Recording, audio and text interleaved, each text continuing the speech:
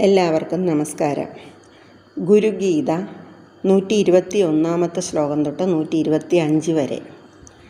ശ്രീ മഹാദേവ ഉവാച പിണ്ഡം കുണ്ടലിനീ ശക്തി പദം ഹംസമുദാഹൃതം രൂപം ബിന്ദുരിതി ജ്ഞേയം രൂപാതീതം നിരഞ്ജനം.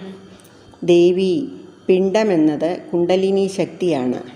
ഹംസപദത്തെയാണ് പദം എന്നതുകൊണ്ട് അറിയപ്പെടുന്നത്. ബിന്ദുവാണ് രൂപം. രൂപാതീതം എന്നാൽ നിരഞ്ജനത്വം അല്ലെങ്കിൽ നിഷ്കളത്വം. പിണ്ഡേ മുക്ത പദേ മുക്ത രൂപേ മുക്ത വരാനനെ രൂപാതീതേ യുദേ മുക്താസ്തേ മുക്ത നാത്ര സംശയ. പിണ്ഡം, പദം, രൂപം, രൂപാതീതം എന്നിവയിൽ നിന്ന് മുക്തരായവരെയാണ് യഥാർത്ഥത്തിൽ മുക്തരെന്നു പറയേണ്ടത്. ഇക്കാര്യത്തിൽ യാതൊരു സംശയവുമില്ല. സ്വയം സർവമയോ ഭൂത്വാ പരം തത്വം വിലോകയേത് പരാത്പരതരം നാന്യത് സർവമേധ നിരാലയം.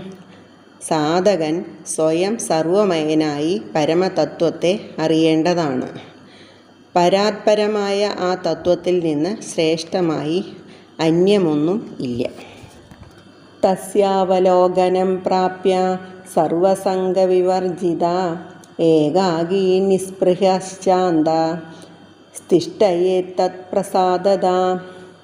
സാധകൻ ആ പരമതത്വത്തെ പ്രാപിച്ച് സർവസംഗരഹിതനായി ഏകാകിയും നിസ്പൃഹനും ശാന്തനുമായി ഗുരുപ്രസാദത്താൽ ആ പരമതത്വത്തിൽ തന്നെ സ്ഥിരമായി സ്ഥിതി ചെയ്യുന്നതാണ്.